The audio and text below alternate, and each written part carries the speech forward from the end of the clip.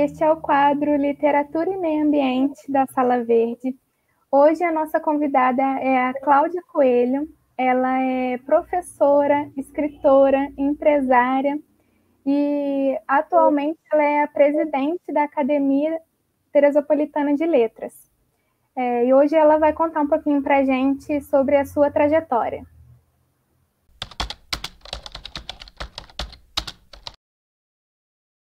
Eu comecei brincando de teatro, brincando de escrever roteiros e fazia isso com as crianças, e também brincava muito de escolinha, né? Então, às vezes, as nossas brincadeiras de infância, né, elas se tornam realidade adulto, né?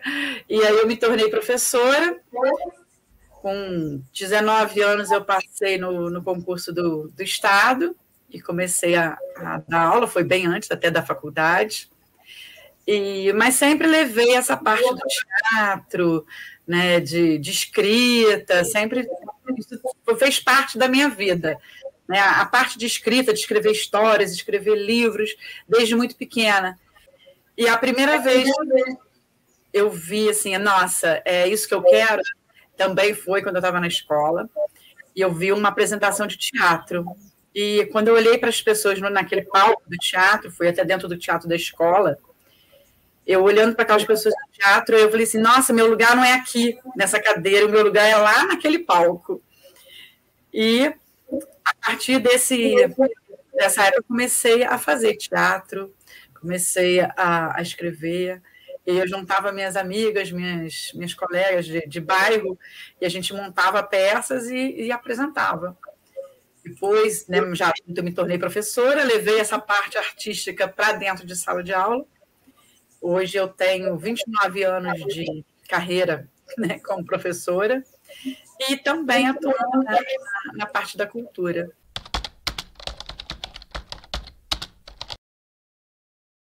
É aquela distância entre livro e pessoa, né? Nossa, será que publicar livro? Como? Né? É uma coisa muito distante para uma época que a gente não tinha muita informação. Hoje em dia você tem internet, né? Mas até pouco tempo atrás não tinha nada disso, mal tinha telefone, mas eu escrevia, né, as coisas e depois de um tempo eu passei a querer guardar essas coisas que eu escrevia. E, assim, quem for da geração, da última geração, vai lembrar que a gente tinha uma coisa chamada papel de carta. As meninas colecionavam muito papel de carta. E eu, claro, era uma colecionadora de papéis de carta. E um dia eu pensei assim, cara, eu não quero me desfazer dos meus papéis de carta, porque eu amo muito, eu queria muito tê-los. Como fazer para não acabar jogando fora? E aí eu peguei todas as poesias que eu tinha na época e comecei a datilografar, né? Tem muita gente que nem sabe o que é datilografia, mas eu tinha uma maquininha de escrever, que era da minha mãe era professora, né? Ela era professora, trabalhava na rede pública, e ela tinha mimeógrafo, tinha maquininha de escrever, e eu depois fiquei com a maquininha de escrever dela e datilografei. Deixa eu ver se dá para mostrar aqui pela câmera. Peraí. Também assim não vai mostrar nunca, né? Aqui. Eu peguei minha coleção todinha de papel de carta, gente, ó. E datilografei todos os poemas que eu tinha, tudo aqui. Então, meu primeiro livro mesmo foi feito assim, né? Depois eu mandei encadernar, depois de muito tempo. E aqui tem algumas das poesias, né, que eu fiz na época, o que sobrou, né, delas. E foi meu primeiro livro datilografado. Tem poesias aqui que ninguém nunca viu ainda. Então, agora eu comecei a publicar em alguma coletânea e tal. Mas, enfim, aí depois dessa trajetória de escrever teatro, de escrever no caderno, sempre escrevia à mão, dava para minha professora corrigir. E depois de muito tempo é que eu fui publicar o primeiro livro. Isso vai fazer 18 anos, e esse ano eu vou lançar uma edição dele, comemorativa desses 18 anos, né? Eu vou lançar essa edição para comemorar, né, esse primeiro livro, e depois eu só fui escrever depois de, acho que quase 10 anos depois, é que eu fui escrever de novo. E aí eu vim com a linha infantil, e depois não parei mais.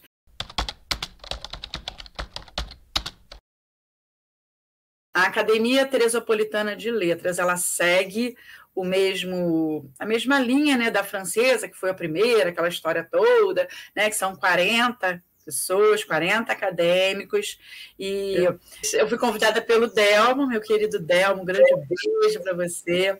Ele é um visionário, ele gosta muito dessas coisas, assim, ele me convidou. Quando eu entrei e tal, fui conhecendo, assim, um grupo de pessoas, eu posso denominar um grupo de pessoas fantásticas, porque você encontra pessoas lá que têm uma experiência de vida e uma sabedoria imensa, o termo imortal, né? Então, por que se usa esse termo, né? A gente às vezes não sabe. Então, é porque quando você entra, né, quando você é eleito para uma academia, a sua cadeira ela vai ficar até o dia que você não quiser mais, não, eu não quero mais, eu quero sair, né? Ou de acordo com as regras da academia, se você mudar de cidade, se você não puder mais frequentar as reuniões, não puder mais estar ali agindo pela sua cidade, aí você deixa a sua cadeira, passa a ser um membro correspondente, ou você só vai deixar a sua cadeira quando você falecer. E o seu nome, ele fica num lugar que a gente chama panteão, né? Ele fica escrito lá, e todos aqueles que vierem depois de você, quando eles entrarem na academia e falarem, eles têm que falar sobre você. Então, a gente se torna imortal porque você não deixa nunca mais de ser citado. Teu nome fica, né, nessa história dessa academia. Vai ter os seus livros, né? Todo mundo que escreve os livros que é da academia deixa os exemplares lá. Então, você tem um acervo da academia com a literatura desses autores. E, assim, e tem reuniões, tem os projetos, e aí a cada biênio, né, cada presidente que passa, ele vem com as ideias, vem com os projetos e vai continuando, vai tentando fazer. De certa forma, é interessante porque faz parte da nossa história, da história do município, porque, afinal de contas, a história de um município, né, falando em termos de academia teresopolitana, né, daqui, em termos de município, quem faz a história? São as pessoas. Né? A cidade não se faz sozinha. Quem faz a história? São as pessoas que vivem nela. Então, basta você pensar que história eu quero deixar contada para os que virão depois de mim. Que história eu quero que leiam sobre as coisas que eu fiz. Uma história boa, que eu fiz coisas legais, que as pessoas gostaram, que eu transformei a minha comunidade, seja uma rua, seja um ponto de ônibus. Né? O que eu quero deixar, né, para essa terra que eu vivo hoje? Qual é o legado? O que eu posso fazer de bom? De bom, gente, porque de ruim não dá, né?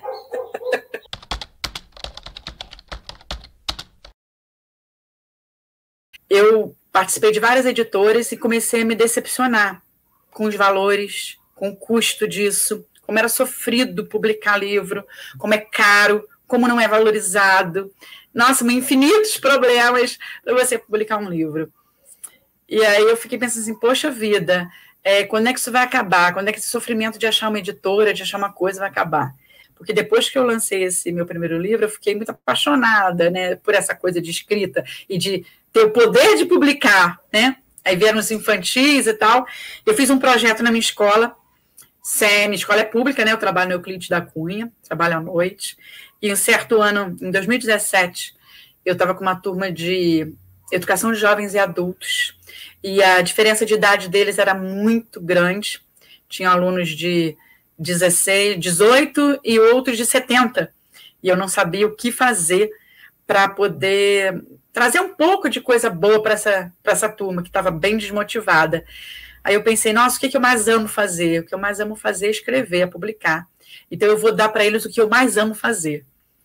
É o que, de repente, o meu amor por isso, porque é uma coisa que eu amo mesmo, de repente isso vai mostrar para eles que a gente pode ainda fazer algo de diferente. Eu comecei a trabalhar com esses alunos sobre o que fazer, né? Como fazer a diferença, o que você pode fazer de diferença no mundo, por que não fazer, né? E pessoas que fizeram a diferença no mundo, seja com um sorriso, com um abraço, você pode mudar a vida de alguém. Sei que eu fiz com que eles escrevessem redações, eles não sabiam que era para fazer um livro, só descobriram no final, e eu consegui fazer com que uma turma de educação de jovens e adultos, e essa é uma história bem legal para contar, mas, enfim, a gente conseguiu publicar um livro chamado Vida que Segue. Esse livro foi feito sem incentivo nenhum, sem verba nenhuma pública, a escola é pública, né? E eu consegui doação, patrocínio, né? Foi uma história bem interessante.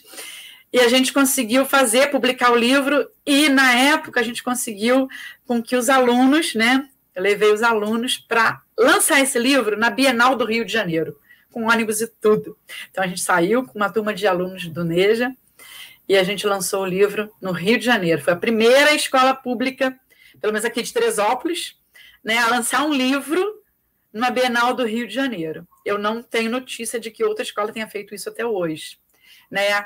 No caso, foi a minha turma, foi um projeto que eu escrevi, e os recursos para ele eu consegui, assim, com doações de amigos e tal, e a gente fez o lançamento depois na escola, e foi um momento muito interessante. E aí, disso, veio projetos para poder financiar outros livros para esses alunos. E aí a gente viu que tinha muita dificuldade de conseguir divulgação. Como é difícil fazer divulgação numa cidade. Muito difícil. Você anunciar num jornal, muito difícil. Era tudo muito difícil. E aí, um belo dia, eu fiquei muito chateada com isso. Eu falei assim, sabe uma coisa? Já que ninguém quer divulgar, já que o pessoal tem toda essa dificuldade de divulgar, vou inventar um que divulgue. Aí eu inventei o Alecrim. E juntei com o Gustavo e tal, na época, assim, Gustavo, vamos fazer um jornal e a gente vai divulgar só o que a gente quer divulgar. Cultura, arte, coisas boas. Nesse jornal não vai entrar nada de ruim. Esse jornal só vai ter notícia boa. E aí eu pensei assim, foi bem assim, gente. Olha, eu quero um nome, preciso de um nome agora. Um nome agora que remeta a coisas boas. 1, 2, 3 e já. Alecrim. Pronto. Aí criamos o jornal Alecrim. E aí a gente começou a trabalhar com isso. E nesse meio tempo, um belo dia, eu com essas minhas ideias mirabolosas, cheguei, reuni o grupo, né, que participava do jornal, falei assim, o seguinte, a gente quer publicar livro, não tem jeito, eu quero publicar meus livros, tá tudo caro, tem alguma coisa errada, eu quero abrir uma editora. Aí o pessoal ainda falou assim, não faz isso não está na hora, está no meio da pandemia. Eu falei, não, eu quero abrir uma editora. Não faz isso não sei o quê. Aí no final da reunião, bom, então ficou decidido, né? Vamos abrir a editora. E aí a gente abriu a editora Alecrim junto com o jornal, fez a primeira coletânea, eu fiz um desafio para eles, olha, vamos abrir uma coletânea, essa coletânea vai ter o nome da coluna do Gustavo Lucena, né? Que se chama Palavra em Ação, e a gente vai ver se as pessoas aderirem, se as pessoas entrarem, a gente vai ter a resposta de que isso é um caminho que a gente pode ajudar outras pessoas a escrever, outras pessoas a publicarem suas ideias, né? E se não der certo, a gente sabe que não é por aí, mas vamos experimentar. A coletânea Palavra em Ação, ela reuniu mais de 40 escritores e, para nossa surpresa, do Brasil inteiro e de fora do Brasil. A gente teve escritor de Portugal, da Alemanha, e de todos os estados quase brasileiros participaram dessa coletânea. No dia do lançamento, a gente fez um lançamento híbrido, né? Com internet ligada, com sala de bate-papo, e daí para cá vem crescendo aí a editora, né? O jornal e a editora Alecrim. E quando eu criei a editora Alecrim, eu falei assim, eu quero mais do que só publicar o pacotinho e entregar na mão do autor. Se ele quiser isso, olha, eu quero vocês só para isso, tudo bem. É um direito dele, uma escolha dele. Se não, Cláudia, eu quero que você me ajude, eu quero que você faça mais. E aí a gente cria eventos, cria coletâneas, cria feiras, cria oportunidades para que essa pessoa leve o seu material. Aí a gente divulga no jornal, divulga nas nossas redes, faz live, vai fazendo o que a gente puder fazer extra para que essa pessoa tenha a oportunidade de mostrar o seu livro, né, para que possa ser vendido, para que mais pessoas possam te conhecer. Então, a gente tem, nessa parte da editora, esse adendo. A gente também explica direitinho para o autor o que é o papel, que tipo de papel, como é que é a orelha, por que é a orelha. A gente fala, né, dá todo esse caminho, independente se ele queira fazer com a gente ou não, mas a gente procura ajudar. Claro que tem coisas que a gente não tem como. Por exemplo, valores de impressão, materiais, matéria-prima, serviço. A gente não tem como... né, a gente procura os melhores fornecedores, as melhores coisas, para que o custo saia o mais baixo possível. Mas, né, infelizmente, no Brasil, a gente ainda passa muito aperto por conta desses valores de matéria-prima. E hoje em dia a gente tem aqui no Jornal Alecrim, é o jornal é a editora e também agora é a produtora, né? Já está aumentando as ideias mirabolantes, mas assim, sem essa equipe maravilhosa que eu tenho, o Gustavo Lucera, tem o Alan Magalhães, tem a Sandra Dias, tem a Marlene Macedo, tem o Daniel Filme, a Bianca Matos, 6. Mas enfim, aí tem essa equipe que a gente vai tateando e eles assim, eles são uma equipe muito boa, porque quando eu dou as minhas ideias malucas, gente, vamos fazer isso assim, assim, assim, assim, assim, que é uma loucura. Vamos.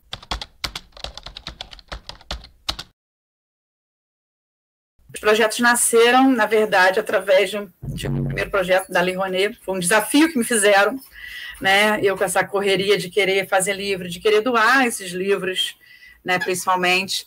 E eu queria uma forma, né, de financiar isso. Aí um amigo falou, olha, tem uma Lei Rouanet, você já ouviu falar da Lei Rouanet? Eu nunca tinha ouvido falar da Lei Rouanet, não sabia nem do que era, nada disso. Aí eu, não sei, então vai estudar, vai ver. Quem sabe se você entrar, se o seu projeto for aprovado, a gente arruma patrocínio, a gente corre atrás de patrocínio. Aí eu fiquei com aquilo na cabeça, aí fui, né, pesquisar, fui ver e enviei meu primeiro projeto para a Lei Rouanet. Ele foi aprovado, mas o amigo que tinha me prometido ajudar para patrocínio, essas coisas assim, ele se espantou e sumiu. Não me ajudou, né? E aí eu perdi, esse projeto eu perdi, porque eu não tive captação. A captação de recursos, essa parte é muito delicada, porque depende de empresas, de empresários que queiram abraçar o seu projeto e que entendam por que você está fazendo ele.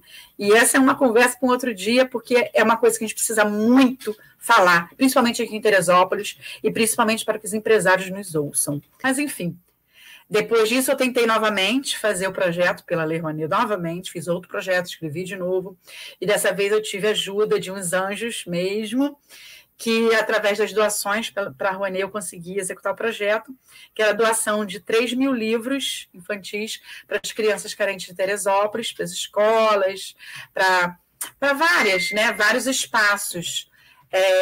E a gente fez esse projeto ano passado, e a gente conseguiu, com contações de histórias, doação de livro, audiobook, livro em braille, tudo isso a gente fez para a criançada e foi muito bom. Aí, depois disso, eu me apaixonei por essa parte de escrever editais e continuei fazendo e acabei agora ganhando alguns editais.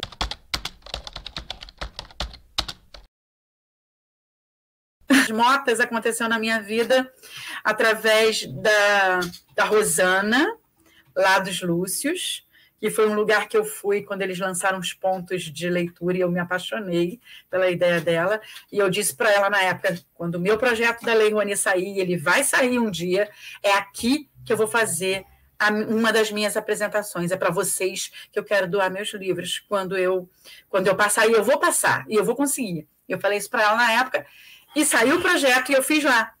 E quando eu fiz lá, ela indicou o projeto para o pessoal de Motas. E o Luiz Henrique, que é o presidente da associação lá, me ligou e pediu e conversou. Eu falei, é claro que eu vou levar.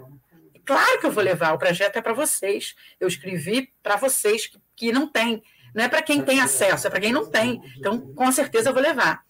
E a gente levou o projeto para lá. E aí depois veio essa parceria, né, com o edital do meio ambiente, e a gente se juntou para fazer o projeto Cuidai do Lixo Nosso de Cada Dia, que já vai para a 5ª edição. Nesse meio tempo, a gente ganhou mais 2 editais, que foi o edital da Prefeitura da Cultura, Festival das Artes, e aí eu conversei com a secretária de Cultura, Cléo, vamos levar para Motas. Isso me deixa muito feliz, porque cada criança que assiste uma história daquelas, cada criança que tem contato com essas histórias, a coleta do lixo seletivo, a gente chega lá e vê essas lixeiras sendo construídas, né? Você modificar um lugarzinho que você está ali. Eu sei que eu não moro lá, mas eu fico me vendo, poxa, se eu sou moradora daqui, eu estou vendo que eu estou contribuindo para modificar a minha comunidade. Então, gente, isso não tem preço, não.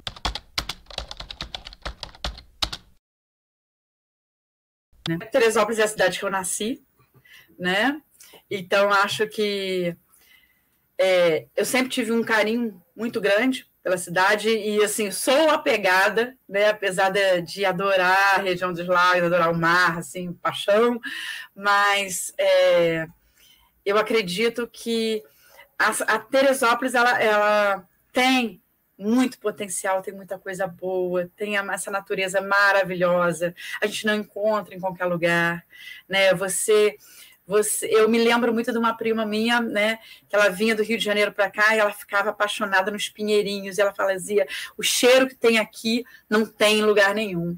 E assim, como toda cidade, né, as cidades crescem, modificam, o meio ambiente acaba mesmo ficando prejudicado. A gente sabe disso, né, é uma coisa que é muito debatida, que tem muita gente falando, muita conversa, muita confusão até. E assim, eu fiquei pensando como eu posso colaborar, né? O que eu posso fazer.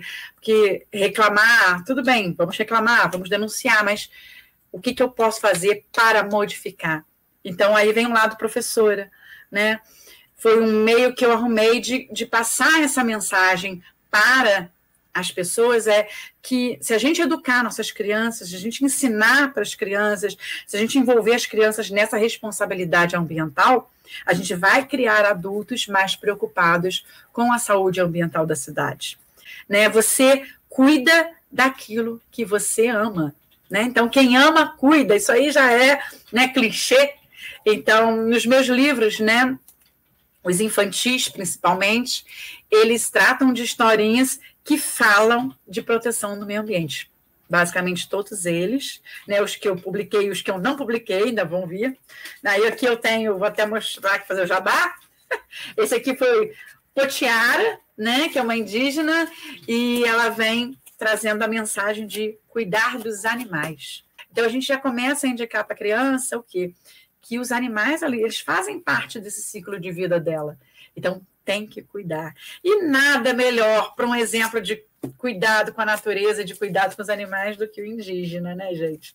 Então, essa Potiara, ela vem trazendo essa parte toda de afeto com os animais, com a natureza, o respeito aos mais velhos. Então, assim, tudo eu, como professora, que eu gostaria que os meus alunos soubessem, né, e que entrasse na cabecinha deles, no coração, eu coloquei no livro. Porque, às vezes, você dá uma matéria no quadro, você faz uma atividade na escola, a criança vai olhar para aquilo ali naquele dia, daqui a 3 dias já esqueceu.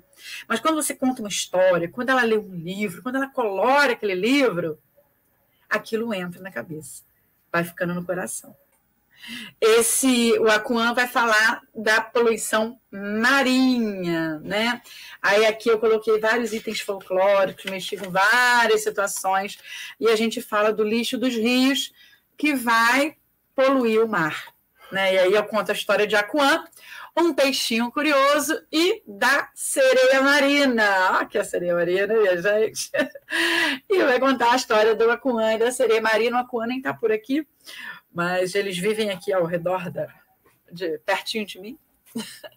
E aí eu trabalho, né, o meio ambiente em todos os meus livros, sempre dando esses toques, sempre falando um pouquinho sobre isso. E através da história, do lúdico, né, a criança gosta, o adulto gosta, e a gente vai espalhando a mensagem. É por aí. Aí tem mais alguns que estão para publicar, tem outros que falam de outras coisas também, mas sempre tem um toquezinho ou outro para dar para o pessoal. Eu acho que é uma colaboração que eu posso, enquanto escritora, fazer. Entendeu? Então, é tanta coisa que precisaria de umas 300 entrevistas para a gente falar desses assuntos. Mas hoje fica aí a gratidão por essa oportunidade de botar aí essas 1000 pulguinhas e minhoquinhas na cabeça de todo mundo. Espero que tenham gostado do nosso novo quadro. Peço que curtem o vídeo, compartilhem, deixem o seu comentário. E só para lembrar que esse vídeo vai ficar gravado aqui no canal. E até a próxima!